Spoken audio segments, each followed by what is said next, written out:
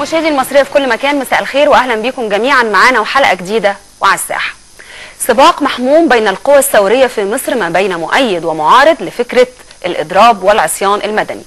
البعض بيؤيد هذه الفكرة وبيراها وسيلة مبتكرة تضاف لأدوات الثورة، وسيلة ضاغطة وفعالة وحققت نجاح على مدى التاريخ في دول زي الهند، زي جنوب أفريقيا وزي إنجلترا وغيرها من الدول. البعض الآخر بيرفض تماما هذه الفكرة وبيقول ظروف مصر مش مستحملة. أحزاب كتيرة رفض الفكرة، قطاعات خدمية رفض هذه الفكرة وأطلقت مبادرة شغالين. العديد من القوى الموجودة في المجتمع المصري رفض الفكرة، ومبادرات مختلفة بتطلق تحت عنوان حتى لا تركع مصر. المؤسسات الدينية، الأزهر ودار الإفتاء والكنيسة رافضين أيضا هذه الفكرة. مسيرات غاضبة لقوى الشباب والحركات الثورية متجهة إلى وزارة الدفاع النهاردة وبكرة لتنظيم وقفة احتجاجية أمام المجلس الأعلى للقوات المسلحة، رافضين البيان اللي بيقول هنفتح باب الترشح لانتخابات الرئاسة 10 مارس من غير ما يبقى متوضح فيه يعني جدول زمني لتسليم السلطة أو حتى تحديد لموعد انتخابات الرئاسة. الهتافات واللافتات مكتوب فيها لا لوضع الدستور تحت حكم العسكر، لا للانتخابات الرئاسية تحت الحكم العسكر، ولا للخروج الآمن للعسكر. على صعيد آخر بتزداد حدة التوتر بين جمهورية مصر العربية والولايات المتحدة الأمريكية على أثر تحويل 19 أمريكي للمحاكمة، والبيت الأبيض بيهدد بسحب المعونة أو بوقف المعونة. عن كل هذا هتدور حلقتنا النهاردة، لكن بعد الفاصل.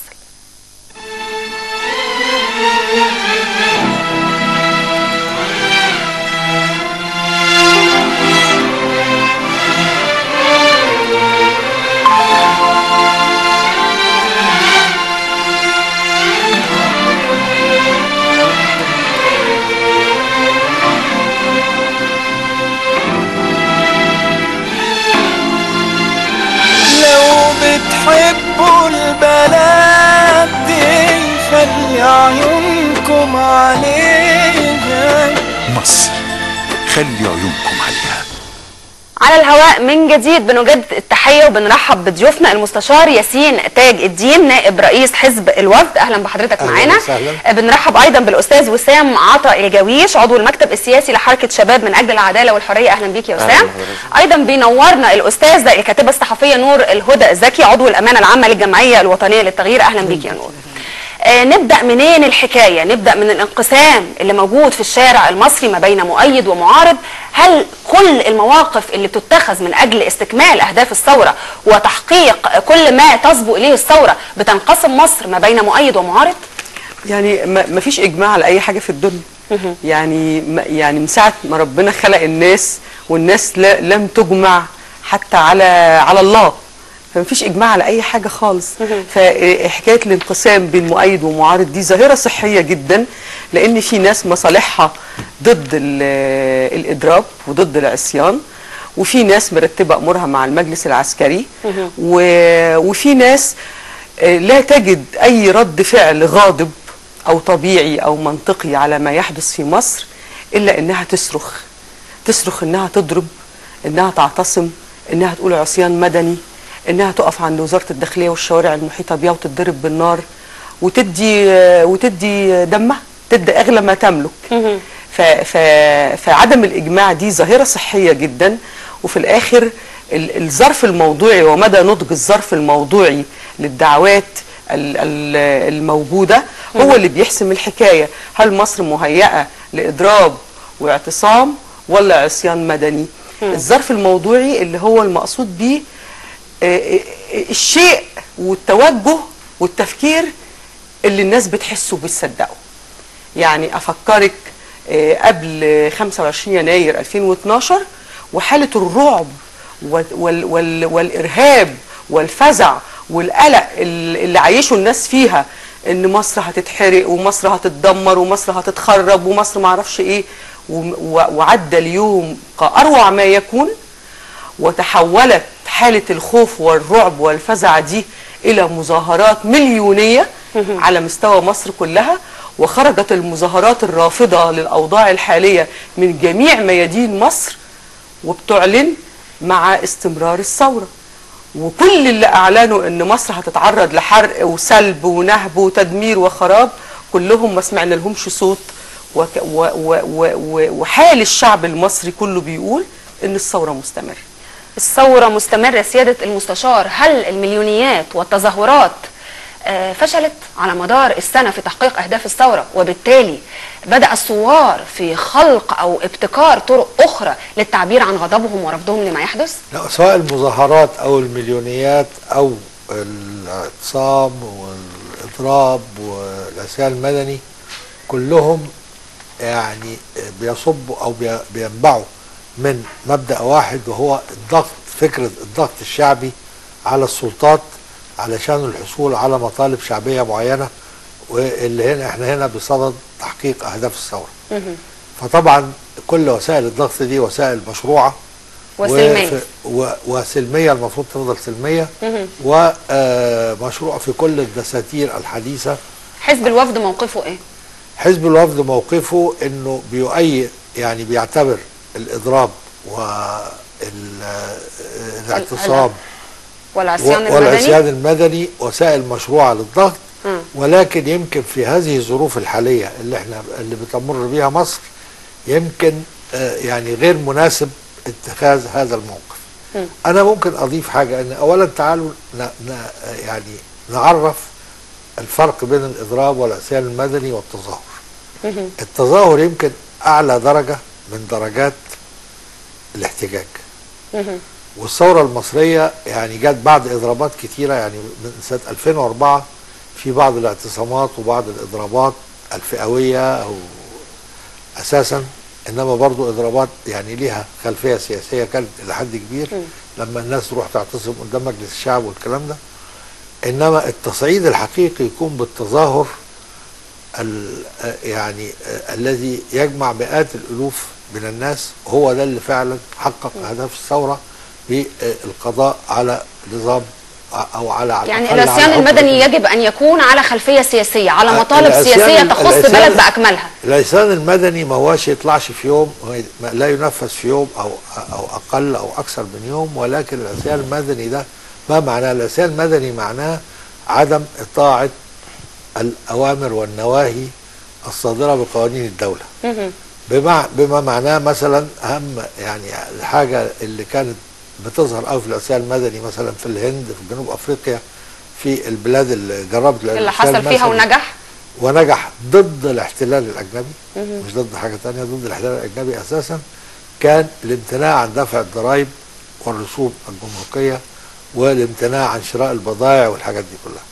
هو ده العصيان المدني اللي ما احنا العصيان اللي مطروح دلوقتي متقال فيه ما ندفعش فواتير الكهرباء، ما ندفعش فيه فواتير ميه، نقاطع المنتجات اللي خارجه من اللي بينتجها الجيش من مواد غذائيه او سلع وغيره. فبنتصور يعني ان هي برضو يعني ما هي يعني في الوقت الحالي انا بقول انه اكيد ده وسيله مشروعه للتعبير عن لكن حضرتك بترى ان الوقت الحالي والظروف الحاليه لا تسمح بهذا، خاصه ان احنا بصدد تنفيذ خريطة الطريق وبصدد تنفيذ جدول زمني لنقل السلطة وانتخاب رئيس الجمهورية بعد ما انتخب مجلس الشعب. تمام. إذا كان ده ينفع هذا الكلام كان يبقى مفيد جدا ومهم جدا ولا بد أن ينفذ إذا كان هناك تأخير مثلا في انتخابات مجلس الشعب. إنما احنا شفنا مجلس الشعب أجريت في مواعيدها وحصل فيها مشاكل كتير، لكن في آخر الأمر واقع الأمر تمام. يجب أن نسلم أنها تعبر عن إرادة الشعب بشكل أو بآخر. وسام، أنت جاي منين النهارده؟ يعني مقضي يومك إزاي في الجمعة اللي مرفوع فيها 3 لقات أقوية ضد المجلس العسكري؟ كان شكل يومك إيه النهارده؟ كنت في التحرير ولا رحت عند وزارة الدفاع؟ طيب أنا اتحركت في مسيرة من مسجد الفتح برمسيس، ثم اتجهنا باتجاه حدائق القبة، ثم دخلنا على روكسي ودخلنا على وزارة الدفاع وسبتهم وجيت هنا دلوقتي. انا بس كان عندي كذا ملاحظة على كلام المستشار. اول ملاحظة هو ان التظاهر على اعلى تصعيد ممكن من النواحي السلمية.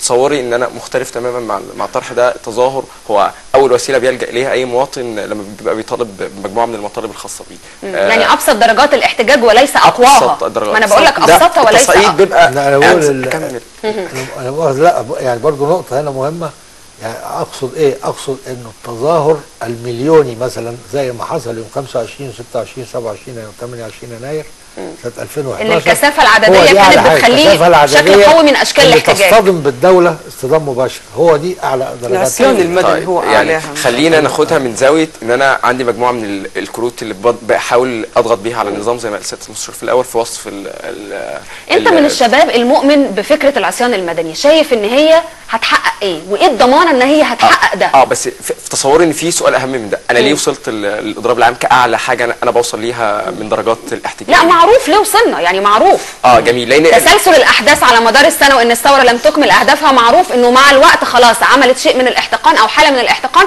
خلت الناس تفكر في تصعيد بشكل اعلى، فوصلنا لقرار ان احنا عايزين نعمل عصيان مدني. سؤالي هو العصيان المدني متصور ان التصعيد بتاعه هيحصل شكله ايه في الكام يوم اللي جايين؟ وايه الضمانه ان هذه الخطوه على المستوى السياسي هتؤتي ثمارها؟ واحنا شايفين ان على مدار السنه اللي فاتت كل التظاهرات والمليونيات ربما فشلت بشكل او باخر في تحقيق اهداف الثوره بشكل كامل. طيب يعني خلينا نقول ان العصيان المدني ايه المرجو منه او ايه اللي احنا بنخطط انه يبقى مرجو منه؟ صحيح. تصور ان المرجو او طموحاتنا احنا كشباب او المجموعات اللي بتدعي الاضراب او موافقه على الاضراب انه يحصل تغيير جذري في البلد دي، بحيث ان نلاقي فعلا موارد البلد دي بتوجه للشباب. لا مش للشباب، للشعب. لا اصلا لو هنيجي نبص لتقسيمه موارد الدوله هنلاقيها بتوصل انها بتروح على مجموعه من العائلات، وكان صدر قبل كده كذا تحليل بيقول انه في 45 اسره في مصر 96 اسره في مصر بتوزع عليهم 45% من الاقتصاد المصري او من الدخل القومي المصري. فالمرجو منه هو ان يبقى في عداله اجتماعيه عن طريق توزيع بشكل او باخر موارد الدوله وتوزع بشكل فيه عداله على افراد الشعب. ايه تاني؟ اكيد هو تنفيذ كل مطالب الثوره، بس المطلب الرئيسي هو عداله اجتماعيه بطريقه جدول زمني لتسليم السلطه. جدول زمني لتسليم السلطه. مش بس جدول زمني، هو زي ما حضرتك قلتي في مبادره احنا متبنينها اسمها مبادره المطلب الواحد، اللي هو لا دستور تحت حكم العسكر، لا انتخابات رئاسيه تحت حكم العسكر، ولا خروج امن العسكر. انا بس عايز طيب استاذنك ناخد اتصال تليفوني وارجع لك. محمد من الاسماعيليه. السلام عليكم. عليكم السلام ورحمه الله. يا استاذ محمد اتفضل. والله يا فندم انا عايز اقول لحضرتك حاجه. اتفضل. اللي عاملين العصيان المدني دول يعني عاملينه ليه؟ هو حضرتك بتديلهم اهميه ليه؟ يعني اهميتهم ما لهمش اهميه صراحه. ان مصر هتفضل مصر برجالها، اللي عايز يعمل مظاهره وعايز يعمل اعتصام، في حضرتك مصانع مقفوله، في مزارع مقفوله، في شركات مقفوله، عاملين ايه في بلاد التحرير يعملوا ايه؟ الكلام ده المفروض يعملوه يشتغلوه، يقف عند مصنع عاطفه مصنع مش شغال، اقف جنبه شغله، مزرعه مش شغاله اقف جنبها شغاله، انما لو عامل لي دوشه كل يوم والتاني نضرب في الجيش ونضرب في الشرطه والبابا يبتدي علينا كده وشكلنا وحش، مش ده مصر.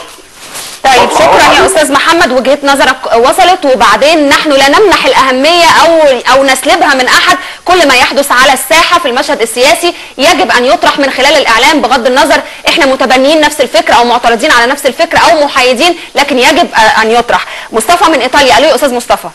السلام عليكم. عليكم السلام ورحمه الله. لو سمحت بس انا ليا ملحوظه. اتفضل. لسه احنا الناس موجودين فاحنا شايفين الصوره يعني. اتفضل. مفيش اي حاجه اتحققت من حاجات الثوره. ابسط حاجه العيش، اللحمه على الاسطان، ما اتحققتش اي حاجه من دي. فانا مذهول يعني. عندنا انا قدمت بمشروع للقناه النيل، قلت لهم لو سمحت احنا عايزين نعمل اي مساعده كناس خارج يعني مغتربين في الخارج، عايزين نساعد مصر. قلت لهم اضعف الايمان احنا هنا بندفع تامينات وما بناخدهاش. اللي بيشتغل 10 سنين و8 سنين بينزل مصر. قدمت مشروع لمين يا استاذ مصطفى؟ قدمت مشروع لمين؟ قدمت المشروع ده لمين؟ انا قدمت المشروع ده في قناه النيل للاخبار. قناه النيل للاخبار. قلت لهم انا عايز ايوه، قلت لهم انا عايز حد يتبناه. المغرب في مسؤول من التامينات جه، كل التامينات بتاعت المغاربه بتروح المغرب. يعني انا شغال دلوقتي في ايطاليا، التامينات بتاعتي المفروض تروح مصر. بس فانا عايز حد يتبنى المشروع ده عشان خاطر مصر عمره صعبه تخش البلد. حضرتك مع فكره العصيان المدني اللي بتمارس دلوقتي في مصر ولا لا؟ لا يا فندم، انا مش مع العصيان المدني. انا مع الجيش على اساس يشوف الناس اللي هتقدر تعمل، لازم تبان الحقيقه عشان الناس تهدى. تمام. يعني المشاكل اللي حصلت دي كلها وزيرو واخر حاجه بورسعيد. فالمفروض يعني لو في اي سريع هيهدي الناس. الناس منفعله باللي بيحصل، كل حتى بتحصل مفيش مدان. شكرا جزيلا يا استاذ مصطفى. نبض الناس، ناس معترضه وناس مش معترضه، ان المصريين المغتربين في الخارج وهم شايفين الصوره من بره. هل المصري اللي عايش بره هيبقى شايف حقيقه مختلفه؟ يعني هل الاعلام مش قادر ينقله زي ما الراجل او الانسان المصري المواطن المصري عايش في وسط البلد يا نور؟ المصري اللي عايش بره شايف الصوره احسن بكتير قوي من اللي عايش جوه. من حقيقتها؟ شايفه على حقيقتها، لانه غير خاضع لاي مؤثرات، لا مؤثرات اقتصاديه ولا مؤثرات من سلطه ولا اي حاجه خالص. الاهم من كده ان هو عايش في مجتمعات ديمقراطيه بحق وحقيقي، ومجتمعات بتحترم حقوق الانسان بحق وحقيقي. يعني الحيوانات هناك لها حقوق. انا ركبت المترو في باريس لقيت كلب قاعد في المترو، فبسال صاحبتي الفرنساويه بقول لها هو قاعد ليه؟ قالت لي الكلب ده عنده بطاقه تامين صحي وبطاقه هويه وكارنيه للمترو. قلت لها قالت لي عنده 3 حاجات. الكلب اللي انت بتقولي هو قاعد ليه في المترو؟ فهو اللي عايش بره ده عايش في مجتمعات بتتنفس، مجتمعات بتاكل وبتشرب وبتتعالج وبتتعلم وحلت مشاكلها، فشايف الصوره من بره، شايف الصوره افضل مننا بكتير. لكن احنا شعب تعبان وغلبان ومجهد ومريض وعطلان. يعني احنا شعب حالته بالبلا. ومع ذلك لما عمل ثوره ولما خرج منه خليه واحده سليمه وشريفه وطاهره وقدمت حياتها ثمن، اتضربت بالنار. الشباب اللي هم عملوا الثوره دول وفجروها هم اللي دخلوا الاغلبيه المجلس، وهم اللي خلوا حزب الوفد اللي هو ضد العصيان النهارده له صوت، وهم اللي خلوني انا اقعد هنا. انا عمري ما دخلت التلفزيون المصري في خلال سنين طويله، كنت بخش المحطات الخاصه معلش عشان كنت معارضه. الشباب دول اللي قدموا حياتهم ثمن وقالوا ما خلاص احنا وهبنا الدم خلاص، هم دول اللي بيتضربوا بالنار النهارده. وهم دول اللي لما يغضبوا ولما يحسوا ان الاوضاع دي اوضاع مهينه واوضاع مذله وليست اوضاع ثوره، اوضاع شعب دفع منه خليه سليمه منه اللي هم شبابه دفعوا حياتهم، دي مش اوضاع ما بعد الثوره. فلما يغضبوا انا شخصيا ببقى معاهم وبحس ان هو ده الصح. لا عندهم حسابات كرسي ولا حسابات سلطه ولا حسابات مجلس ولا حسابات مجلس عسكري. طيب انا هاخد من كلامك واروح لسياده المستشار. هل دي كانت اخطاء من الثوار ان هم ما حسبوش الحكايه، ما فكروش ايه المكاسب اللي هتجنى غير مصلحه مصر وقدموا حياتهم وبالتالي خرجوا وتم اقصائهم من المشهد، سواء لضعفهم على المنافسه السياسيه سواء لتعمد البعض اقصائهم؟ لا يعني طبعا قطعا ليس خطاهم، بالعكس هم يعني قدموا احسن مثل واعلى مثل في التضحيه والفداء علشان تحقيق اهداف الثوره، اللي الثوره في الواقع كانت مطلب شعبي كامل من الناس كلها بقى لها 30 سنه. كل الشعب المصري او الغالبيه العظمى من الشعب المصري الا المستفيدين من الحزب الوطني واللي معاه هم اللي كانوا مع النظام، انما باقي الشعب كان عنده قوه رفض، ولكن قوه الرفض دي هؤلاء الشباب حولوها الى قوه تغيير حقيقيه. فلا قطعا هم مش مخطئين، ولكن مش عاوز اشك انه ملابسات ما بعد الثوره حصل فيها انحراف، وبعض القوى السياسيه والقوى الفعليه اللي موجوده في المجتمع المصري زي مثلا القوات المجلس الاعلى للقوات المسلحه حاولوا يحتووا الثوره وحاولوا يحتووا اهداف الثوره ويحتووا الثوار، وهو ده دي المشكله الحقيقيه. حاولوا وما نجحوش ولا ما حاولوش بذمه كما يجب؟ الحمد لله لحد دلوقتي ما نجحوش. يا رب ما ينجحوش. طيب معانا اتصال استاذ مجدي من القاهره. السلام عليكم. عليكم السلام ورحمه الله. والله انا مش موضوع العصيان المدني دوت، واخد بال حضرتك؟ موضوع العصيان المدني ده يؤدي لهدم الدوله وكده، وخصوصا ان المجلس العسكري حدد لنا فتره انتقاليه يسلم فيها السلطه. وبالنسبه للعداله الاجتماعيه اللي الاخ بيتكلم عليها ديت، العداله مفيش عداله اجتماعيه من غير انتاج، يعني ندي فرصه بس كده البلد تنهض وتقف على رجليها شويه. ندي فرصه للبلد تقف على رجليها شويه. شكرا يا استاذ مجدي. معانا استاذ ماهر من القليوبيه. السلام عليكم. عليكم السلام ورحمه الله وبركاته. والله انا ضد العصيان المدني اللي هم بيقولوا عليه، وبعدين العصيان دوت هيبقى ضد مين يعني؟ استاذ ماهر، حضرتك عارف العصيان المدني يعني ايه او ايه اللي هيحصل فيه؟ ايا كان هو اللي احنا بنعمله دلوقتي هم ضد المجلس العسكري. لا مش ايا كان، بس يا استاذ ماهر عشان لما نقول احنا ضد حاجه نبقى عارفين احنا ضد ايه وضده ليه. العسكري ما هم عايزين يوقفوا اي حركه في البلد. انا فاهم الكلام ده، عايزين يحصلوا البلد ماشي. العصيان المفروض دوت تبقى ضد مثلا الاحتلال ماشي. الحاجه اللي انا عايز اقولها، احنا ما عندناش مرتزقه في الجيش ماشي، مش ناس جايه من بره مأجوره ان هي تشغلها معانا او مثلا تاخد فلوس، ده دول ناس من اهلنا ماشي. ودي كفايه ان هي الكلمه الوحيده ان هي ما اتفككتش ولا طلع منها اعتراضات لحد دلوقتي. اي حته اي مكان مرتزق في البلد طلع منها اعتراضات ومش عارف عايزين حقوقنا ومش عارف ايه. ديت الحته يعني الجهه الوحيده اللي لسه ماسكه نفسها لحد دلوقتي. بالنظام دوت انتوا مش عايزين بلد، مش عايزين مصر اساسا يعني انت من انصار ان احنا ننتظر ونصبر على المجلس العسكري لحد 30/6 خارطة الطريق الموضوعه. لانهم مننا. هو مننا واحنا منه. شكرا يا استاذ ماهر. بتضحك على ايه يا استاذ؟ انا يعني شفت وشه بيضحك. هذا نقطة رقم واحد. النقطة اللي هو قال كده وخلاص، طالما ضد المجلس العسكري فهو كده وخلاص. ففي تصوري انه انا متأكد تماما ان الشعب المصري على وعي تام بما يحدث في مصر. قد يكون شايف انه بعض التكتيكات، وفي تصوري برضو انه كتير قطاع كبيرة جدا من المجتمع المصري بقت عارفه مين العدو اللي قدامها ومين بيقود الثوره المضاده ومين بيحاول ان هو يعمل على استمرار الثوره. بس يعني انا قلبي وجعني من استعمال مفرد لغوي العدو. احنا كلنا مصريين في بعض، في وسطنا اعداء لبعض. لا ثانيه واحده.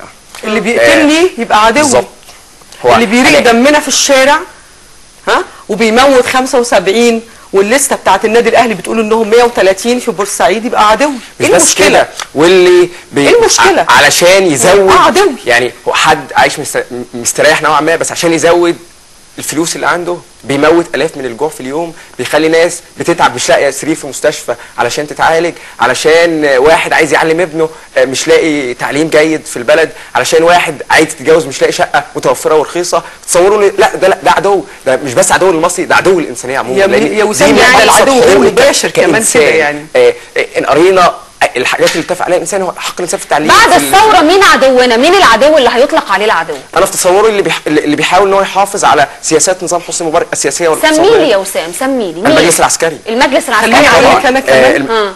لا انا كلامي انا بقولش المجلس العسكري عميل، انا بقول المجلس العسكري هو جزء من نظام مبارك ويحاول الحفاظ على نظام مبارك وسياسات مبارك السياسيه والاقتصاديه. طيب الثوار اخطاوا في 11 فبراير لما سلموا الامور لهذا المجلس العسكري ونزلنا خدنا الدبابات بالحضن وقلنا الجيش والشعب ايد واحده، ده كان غلط من الثوار؟ احنا قلنا الجيش والشعب ايد واحده، ودلوقتي برضه بنقول الجيش والشعب ايد واحده. انا في تصوري ان احنا لما بنقول المجلس العسكري لازم يرحل ولازم يحاكم على الدم اللي ارتكبه والالاف اللي بيجوعوا، مش بس علشان مش بقول ان هو يمشي عشان كده، بقول كمان علشان ان هو ما يورطش الجيش في وش الشعب. في تصوري المجلس العسكري بيرتكب كارثه ممكن تودي البلد دي فعلا في داهيه، ان هو بيدخل الجيش في الحياه المدنيه، والحياه المدنيه لما بيدخل فيها مؤسسه زي مؤسسه الجيش، مؤسسه تمتلك سلاح قد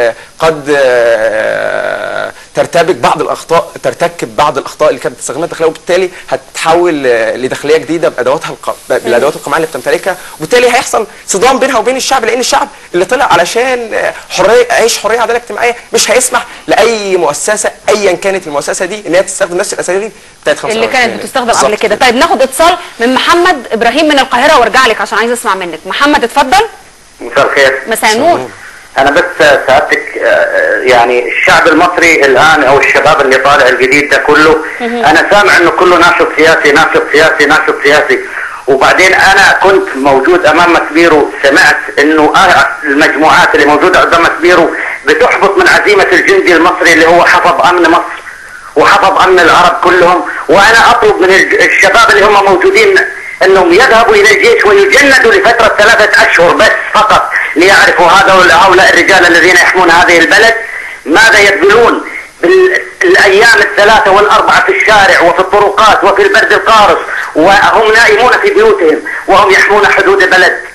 حفظ الله مصر، ومصر كنانة الله في أرضه، من أرادها بسوء قسمه الله. وأنا مش مصري لكن مصر يا أستاذ محمد، ما لكن انا معاك اتفضل.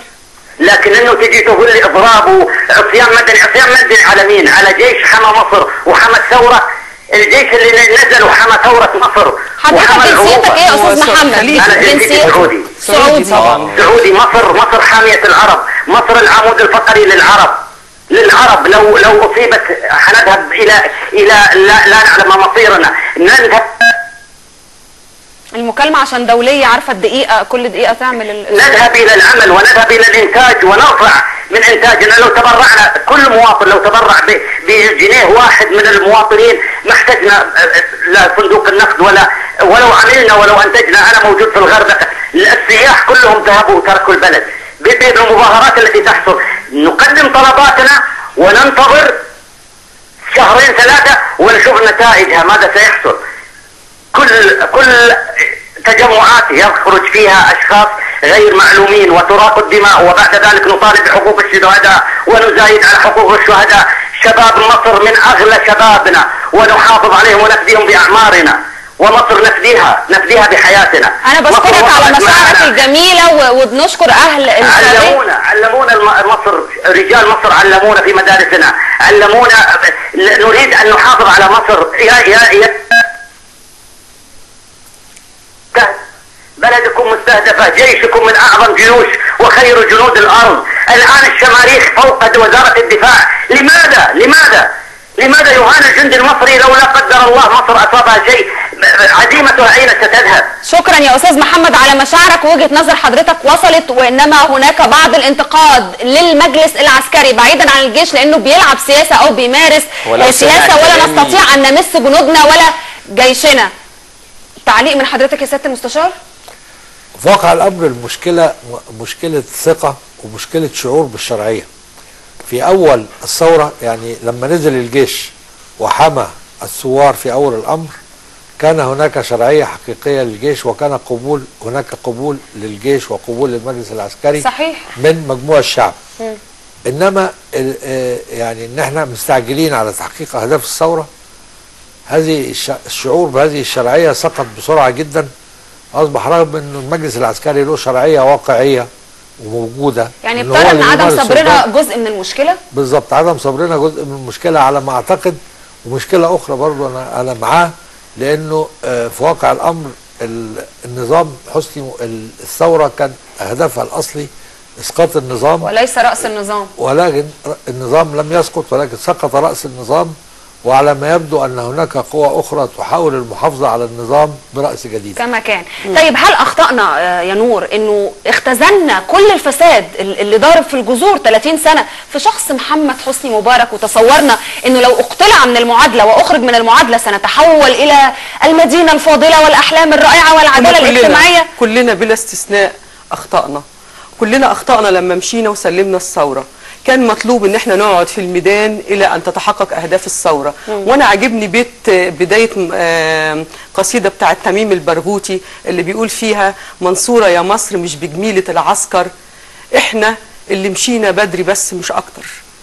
احنا اللي مشينا بدري، كان لازم ما نمشيش بدري، وكان لازم يبقى عندنا رؤيه وتصور لتحقيق اهداف الثوره، وكان لازم اللي جريوا على عمر سليمان وجريوا على احمد شفيق وجريوا على المجلس العسكري كان لازم يقعدوا في الميدان، لكن استعجلوا وجريوا على مشينا بدري بس مش اكتر. انت مش حاسه باي جميل للمجلس العسكري والجيش خالص يا نور؟ جميل للمؤسسه العسكريه اللي حمت الثوره في وقت من الاوقات، لكن مش حاسه بجميل للمجلس العسكري.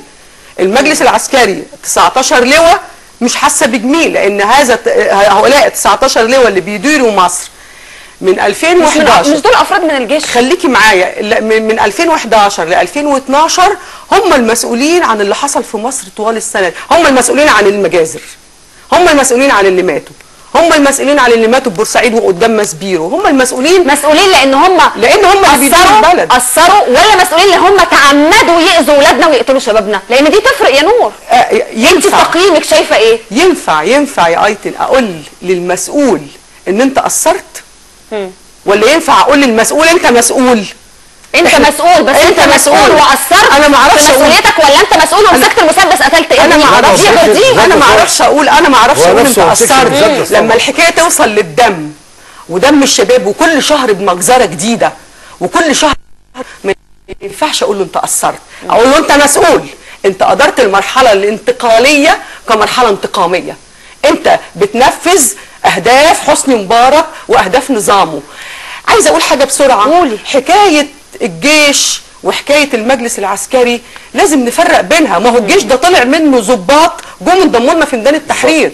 ما هو وسام ده لا هتطوقع فيه بعدين. ما هو وسام ده هيروح الجيش. لازم افرق بين الجيش اللي هم اولادنا واللي هم اخواتنا وبين ال 19 لواء اللي عدوا ال 80 سنه البعض بيراهم حاجه. ما ينفعش. بص يا نور، البعض بيراهم حاجه واحده، لان اللواءات دول طالعين من الجيش عندهم نفس الايديولوجيات في التفكير وفي التعامل، عندهم نفس الانتماء، متمرنين في نفس المؤسسه، كلوا وشربوا كلهم مع بعض واشتغلوا مع بعض.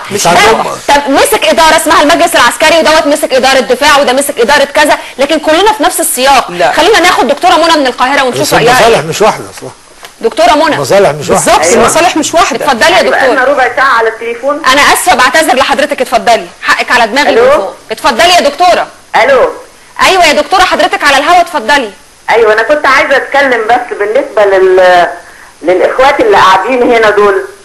عايزه انا بتكلم، محدش يقول حضرتك الشعب ايد ولا الشعب اختار.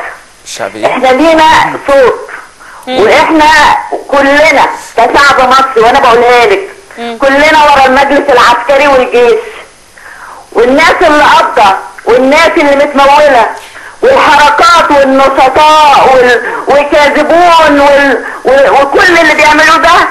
عمرهم اعملي استفتاء على المجلس العسكري والجيش حضرتك. الشعب المصري 99 وراه. ال1% دولت مش عارفه بيعملوا كده ليه؟ عصيان مدني ايه اللي عايزين تخربوا بيه البلد؟ اتقوا ربنا في البلد وقعت. حرام عليكم. واتفرجي على الشباب اللي بيستهزأ بامهاتكم وابهاتهم، واستهزأ في المكالمه اللي فاتت، واستهزأ في المكالمه ديت الشاب اللي قد ابني واصغر. شوفي طريقه تعامله واستقبال عشان لمجرد ان الراي مخالف. هم عايزين ياخدوا على البلد، عايزين ياخدوا وظائف، عايزين ياخدوا فلوس، عايزين يقعدوا بيعطلوا المؤسسات ويدعوا للخراب، قاعدين عايزين عصيان مدني. ليه؟ انا طبيبه وانا بقولها لك، انا رحت النهارده الجمعه واشتغلت وبكره مش مروحه بيتي. انا هقعد في المستشفى 24 ساعه عشان لو اي دكتور حتى غاب انا هحل محله. مش هروح ان شاء الله سنه، هاخد شنطتي واقعد في المستشفى. طول ما في ناس بتخرب، احنا ولاد البلد الاصليين، احنا بتوع 67 و73، احنا اللي هنقف جنب جسم حبيبنا اللي مالناش غيره. وانا بقول لكم الجيش والشرطه والشعب والوحده الوطنيه والقضاء ايد واحده. مش هنمشي ورا ناس في الميدان تقول اقتل فلان واعمل اعلان. في حاجه يا استاذ اسمها قاضي وبنحترم كلمته. ما ينفعش تقول الدكتوره منى تموت في ميدان التحرير تموت. ما ينفعش تتكلم على جيش بلدي نهائي وغير مسموح. والله الفضائيات ما هتترحم. كل واحد جاب سيرة جيش بلدي ولا الشرطه المصريه اللي حرام عليكم الافات بيموتوا. ذنب ايه العسكري يا ابني تقعدوا ترموا عليه مولوتوف وترجع عليه طوب وتبهدل فيه وتعملوا حركات بايديكم وتشتموا الجيش بتاعنا حبيبنا. هي ما شافتش الضابط اللي بيتدور على الناس ولا حاجه ولا ايه؟ هي بتتكلم ازاي؟ شكرا جزيلا وجهه نظر حضرتك. الدكتوره اللي بتقول عيب دي يعني شافت الضابط اللي بيتبول على الناس، ها، وشافت البنت اللي بتتعرى، وشافت الشباب اللي بيتقتل ودمه على الارض، وشافت المجزره بتاع بورسعيد اللي اتشنقوا واتذبحوا فيها. انا مش فاهمه هي عايشه في مصر ولا عايشه في بنجلاديش ولا حاجه. طيب معانا انا بدعوها انها تروح المستشفى الميداني وتقعد يوم بس في ميدان التحرير، تقعد يوم واحد يمكن تتغير. يمكن انا عندي بس تعقيب لان اتهمنا اتهام فلازم اتفضل يا وسام. واحد بس يعني احنا في ناس بتكلمنا، انا بحترم مع انها اتهمتني بالخيانه وبتمويل مش عارف ايه، بس انا بحترم برضه ده يعني اخلاقي بتقول لك كده. ده رقم واحد. هقول بس حاجات بتظهر للناس مدى الناس اللي بتتكلم الموضوعيه. رقم واحد قالت انتوا ليه بتقولوا الشعب يريد؟ انتوا مين اصلا عشان تقولوا الشعب يريد؟ مع ان بنعمل مليونات وساعات بتوصل لمليون و2 مليون. بس مصر 85 مليون برضه يا وسام، حتى لو مليان نزلوا الشارع. اكمل عمر ما حد الشعب يريد ده شعار، انما عمر ما حد يعني انا وانا قاعد بتكلم بقالي ربع ساعه، انا قلت الشعب قال كذا، ولا بقول وسام وما يمثله وسام بيقول كذا. هي بقى قالت الشعب المصري كله، هي اتكلمت باسم الشعب المصري كله. يبقى مين اللي بيتكلم باسم الشعب المصري كله بدون ما يبقى بيمثل؟ انا جزء من الشعب مش موافق على كلامي ده، رقم واحد. قالت لي ان انا استهزاء حد عشان مختلف مع كلامه، ده تصوري ما حصلش. انا بكن كل احترام لكل الناس، وهي عشان انا مختلف معاها اتهمتني بالخيانه وبالعماله بغير دليل. ده حاجات يعاقب عليها القانون. اكيد اعرف مني في البدايه يعني. وبعدين الكلام ده معانا اتصال استاذ ناصر صح الاسم. طيب فقدنا الاتصال، بعتذر لحضرتك.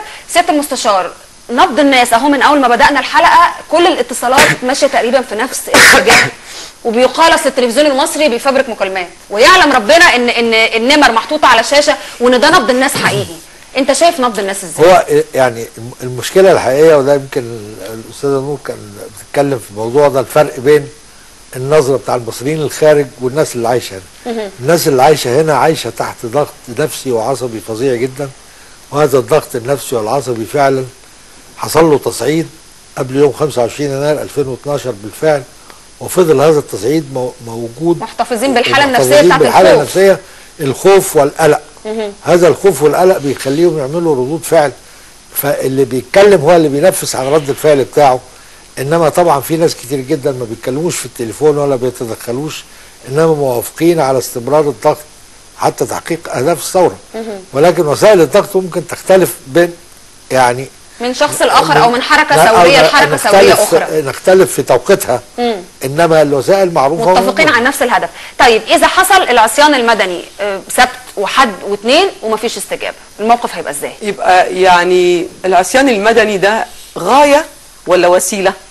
وسيله. يبقى وسيله لتحقيق هدف لم يحقق الهدف، ما تحققش الهدف.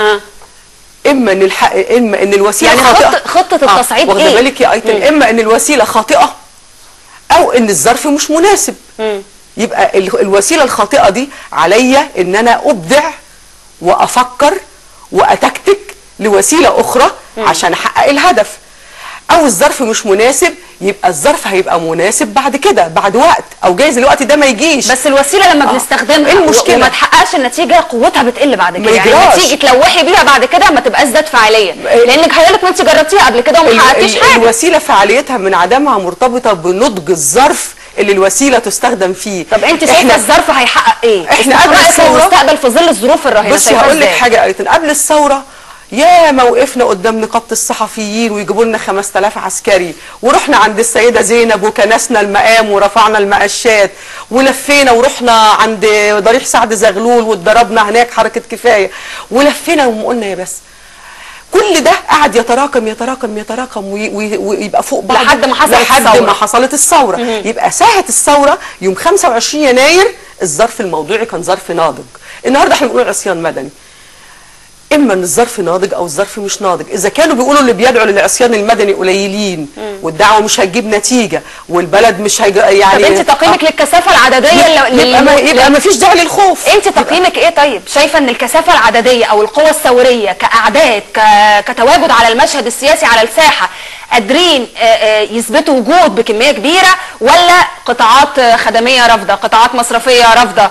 الحكايه اختلافات شباب وبعض الجامعات هيقدروا يعملوا حاجه ولا مش هيقدروا يعملوا حاجه؟ الحكايه بين يعني فيها رفض وفيها ناس هتروح شغلها. هقول لك حاجه، بتوع القطاع الخاص شوفي بقى حجمهم قد ايه. يقدر عامل ولا موظف في القطاع الخاص ما يروحش شغله؟ هيلاقي نفسه بره تاني يوم. صحيح. ال 15% ولا 20% قوه البطاله اللي عندك في مصر من القوى العامله المصريه، ما هم دول ما بيشتغلوش اصلا. كويس؟ ادي موظفين الحكومه، المصالح الحكوميه تمشي ب 20% منها لان فيها بطاله مقنعه، يبقى دول اصلا ما بيشتغلوش. يعني عارفه. طب يبقى لما انت مش عارفه ده كله، يبقى احنا بنعتنق مبدا او بنروج لفكره انت شايفاها انها مش هتؤتي ثمارها. انا بقول لك عشان كده هي باينه. أيوة. هي نص نص، يعني في ناس هتشتغل وناس مش هتشتغل. ده مش نص ده كده مش هتعمل حاجه خالص. يعني فهي كده يعني البلد اصلا ما بتشتغلش من غير عصيان مدني. البلد فيها 2000 مصنع مقفولين، البلد فيها ناس. ده اللي كنت بقوله لوسام قبل الحلقه، بقول له يعني لا ده تفرق عندي. المصريين بطبيعه الحال ما بتلاقيش فيهم الناس اللي هم بيموتوا نفسهم في الشغل، ما عندناش ديت الا لما بنتحط في نظام فيه رقابه بس صارمه. انا مستنيه نضج الظرف اللي هيوصل للعصيان المدني. يمكن ما نوصلوش يوم الاثنين، وغالبا مش هنوصل له، انا معاه بس بقول مش هنوصل له، بس هيجي وهنوصل لحاله عصيان مدني. هتوصل ليه؟ لان حاله سوء الاداره وسوء الاداء وانعدام الخيال وانعدام التفكير وعدم الايمان ان مصر حصل فيها ثوره، وان اللي حاصل في مصر دلوقتي هو امتداد لنظام المخلوع، هيؤدي بالبلد دي لحاله عصيان مدني. مساء الخير. مساء النور، اتفضلي يا استاذه امل. فضلك ممكن اشارك؟ طبعا يا حبيبتي، انت بالفعل مشاركه، اتفضلي. اوكي. مساء الخير عليكم يا جماعه، بس انا عايزه اقول لكم على حاجه، اتقوا ربنا، البلد بتقع، احنا دلوقتي مش في حرب بنحارب بعض. ليه؟ عشان ايه؟ خلاص الرئيس اللي فات اتخلع، كان في فساد وكان في فجور وقضينا عليه وانتهينا. اتقوا ربنا عشان ربنا ويوم القيامه هيحاسبكم حساب عسير. انتوا كده مش بتعملوا ثوره، انتوا بتهدموا دوله عندها حضاره 7000 سنه، بتمحوها بكلمه. وليه التظاهرات دي كل يوم؟ عشان ايه؟ انتوا ما عانيتوش اللي احنا عانيناه في 67 و73. سياده المستشار ليك تعليق؟ على اللي قالته لا مش على المشهد كله، على نبض الناس، على خلي بالك انه اذا كان في انفعال او احيانا البعض ممكن يخونوا التعبير، ففي حرقه قلب مصريه اكيد. هي خايفه على البلد، يعني مش مطمنه، حاسه ان اللي بيحصل في شيء من العشوائيه، مفيش ضمانات لتحقيق الامان. للاسف الشديد يعني استعمل الاعلام في الفتره الاخيره دي علشان تعبئه الناس يعني وزياده الضغط النفسي والخوف عليهم بشكل فظيع جدا. انا مع الاستاذه نور، يعني فعلا العصيان المدني ممكن يجيب نتيجه او مش ممكن يجيب نتيجه. لما احنا بنقول في حزب الوفد ان العصيان المدني ده يعني وسيله مشروعه من وسائل التعبير ووسائل الضغط على الحاكم اللي حاد عن ما يريده الشعب، احنا بنقول ان في هذه الظروف يمكن هذا العصيان او هذا هذه الاضرابات، يعني الاضرابات ممكن تضر بالفعل بالاقتصاد القومي، لان احنا عندنا كفايه ضرر بالاقتصاد. بالنسبه للعصيان المدني فعلا في هذه الظروف، بعد ما الشعب المصري 70% منه اختار مجلس الشعب نواب التيار الاسلامي، وهذا التيار طب سياده المستشار ضد لما من 10 ايام سمعنا الهتافات اللي قدام البرلمان، الشعب يريد اسقاط البرلمان وقت المشكله اللي حصلت بين شباب الاخوان اللي واقفين وبين شباب الثوره، وقد قيل هذا ودوت ان الفكره فعلا الشعب يريد، لما في 32 مليون مصري نزلوا وانتخبوا، ونيجي النهارده نقف 1000 او 2000 او 10000 ونقول الشعب يريد اسقاط البرلمان، لمن ستكون الشرعيه لهذا البرلمان المنتخب من قبل 32 مليون مصري، ولا لالاف الثوار مع كامل الاحترام والتقدير لنقائهم الثوري وحماسهم الثوري، لمن ستكون الشرعيه وقت الخلاف للبرلمان ولا للميدان؟ معلش ما اتقالتش الشعب يريد اسقاط البرلمان، كنت موجوده. لا يعني في حد قال الشعب قال، لا ثانيه واحده في حد قال الشعب يريد اسقاط البرلمان؟ انت قلت لا ما حصل، بس ما حصلش، اتقالت على التلفزيونات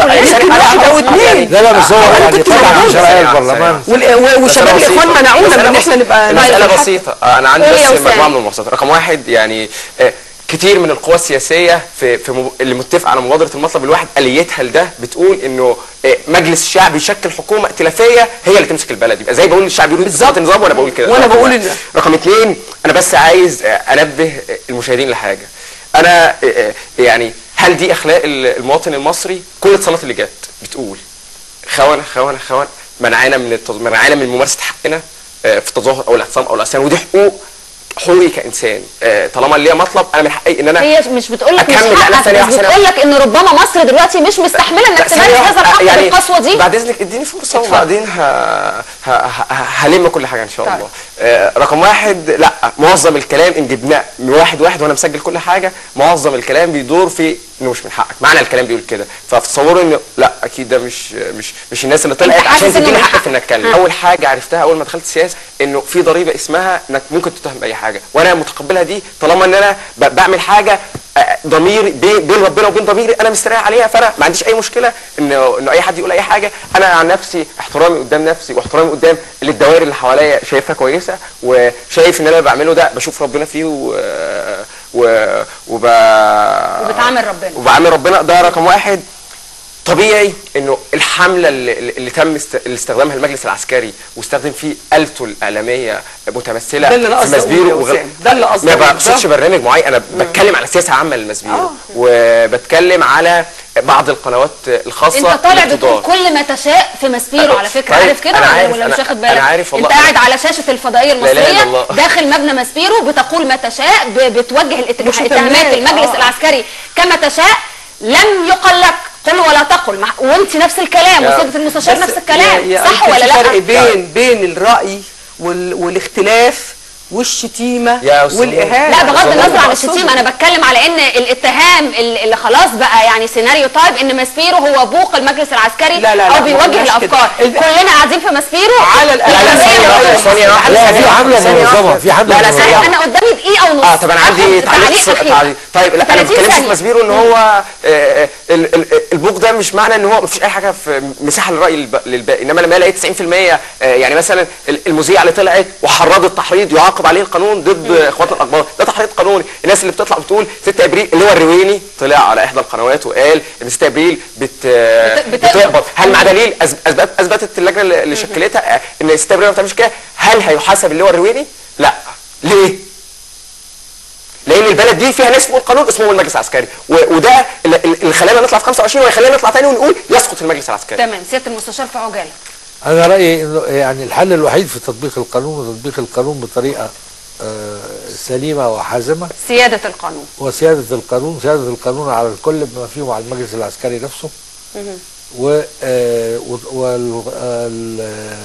والمواطن لا يقدم الا للمحاكمه الا امام قاضي طبيعي ومنع القضاء العسكري من للمدنيين. تمام. اخر حاجه نمره واحد اللي بيقدم روحه ودمه ما ينفعش اقول له انت قابض وانت خاين يعني وبيقدم عينه، مفيش اغلى من العين. نمره 2 العصيان المدني جاي، لو ما نجحش يوم الاثنين مصيره هينجح. نمره 3 يسقط حكم العسكر على شاشه التلفزيون المصري وفي ماسبيرو وضيوفنا بيقولوا يسقط حكم العسكر. سيظل التلفزيون المصري صوت الشعب لانه تلفزيون الشعب. احنا مرتباتنا من ضرائب الشعب. بشكركم ونلقاكم المره القادمه على الساحه.